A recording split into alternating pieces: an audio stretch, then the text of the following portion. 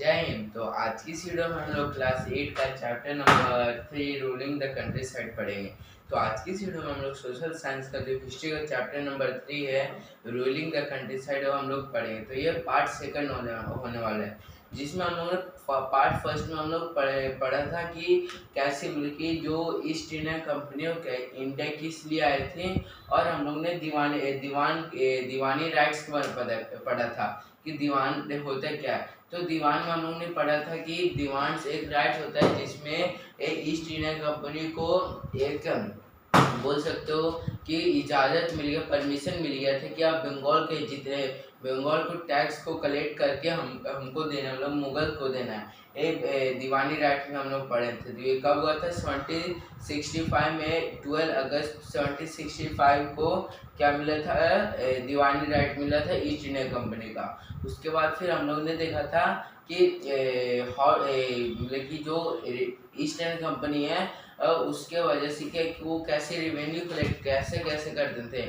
और फिर हम लोगों ने देखा था कि मतलब पढ़ा था कि जो एक भूखमरी के चलते मतलब कि जो ईस्ट इंडिया कंपनी लोगों से ज़्यादा टैक्स कलेक्ट करते थे, जिसके कारण उनके पास खाने के लिए भी कुछ नहीं रहता था, जिसके कारण एक फेमिन आया, मतलब कि भूखमरी आई इन 1790s में, जिसमें 10 मिलियन से भी ज़्यादा लोग मर गए। तो वही आज के वीडियो में हम लोग देखेंगे। और मतलब पिछले वीडियो में हम लोग परमानेंट सेटलमेंट के बारे में देखा था कि इसमें क्या होता था कि जो इसमें जो टैक्स होता है वो हमेशा फिक्स रहता था, जो कि बस जो जमींदार थे वो जाकर बस कलेक्ट करते थे पैसा। तो इसमें भी बहुत सारे प्रॉब्लम है, वही आज की वीडियो में पढ़ेंगे। तो ये वीडियो थोड़ा शॉर्ट्स होने वाला है, तो चलो आगे देखते हैं हम।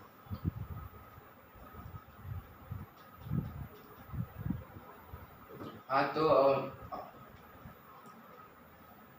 तो हम लोग देखेंगे the need to improve agriculture. हम लोगों ने पिछले वीडियो में देखा था कि आज की वीडियो में देखेंगे द प्रॉब्लम, लेकिन जो परमानेंट सेटलमेंट था वो किसके द्वारा लागू हुआ था? Charles Cornwallis. कॉर्नवालिस कब हुआ था?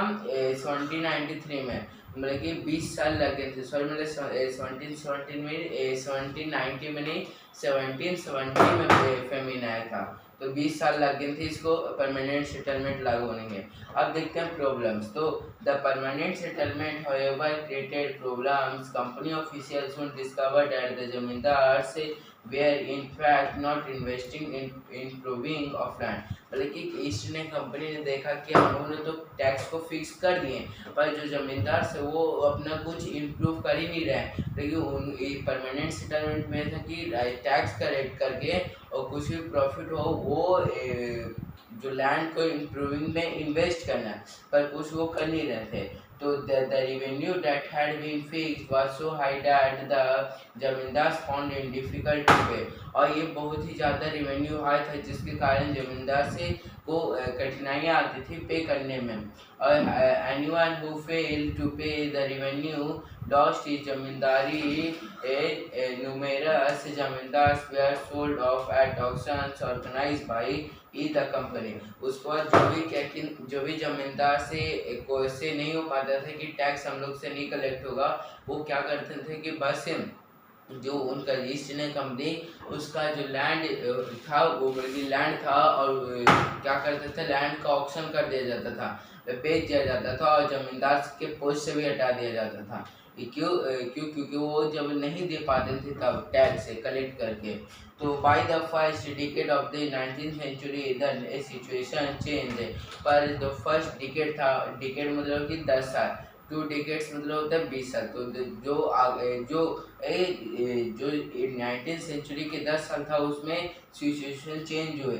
Situation change, the prices in the market rose and cultivation slowly expanded. This meant an increase in the income of the zamindars but no gain for the company, since it could not increase the revenue demand that had been fixed permanently। तो इसमें क्या हुआ था कि जो जमींदार थे उनको कुछ तरह से क्या कि प्रॉफिट मिल पा रहा था, पर कंपनी को नहीं। वो इसलिए जमींदार को मिल पाता था कि अगर मान लीजिए एक जगह पूरा ही मतलब कि क्रॉप हुआ ही नहीं, किसी भी तरह से उन्हें पैसे मिल गया, पर दूसरी तरह के अगर वहाँ पे अच्छा फसल हुआ तो क्या कि वहाँ से थोड़ा ज़्यादा टैक्स कलेक्ट पाते थे और वो प्रॉफिट में आते थे। जब वो अगर प्रॉफिट में आते थे सोचते थे कि हम लोग ये प्रॉफिट का पैसा इन्वेस्ट करने में क्यों लगाएं, इसीलिए नहीं लगाते थे, और जिसके कारण कि जो इनकम था ईस्ट ने मतलब कि कंपनी को देना रिवेन्यू वो हमें फिक्स रहा, और जो भी प्रॉफिट आता था वो जमींदार ले लेते थे।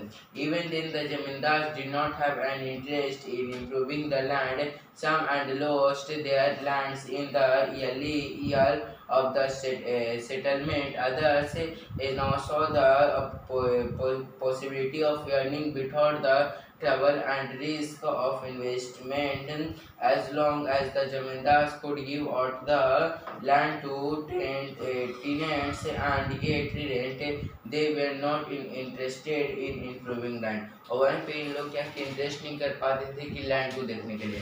तो ये आपको समझ में आएगा, तो ये बॉक्स आप पढ़ लीजिएगा। तो अगर आप वीडियो अच्छी लगे तो लाइक करें और सब्सक्राइब करना मत भूलेगा। तो अगर आपको कुछ कन्फ्यूजन होगा तो कमेंट बॉक्स में पूछ लीजिएगा, मैं मिलूंगा नेक्स्ट इंटरेस्ट के साथ। जब तक थैंक यू, बाय बाय।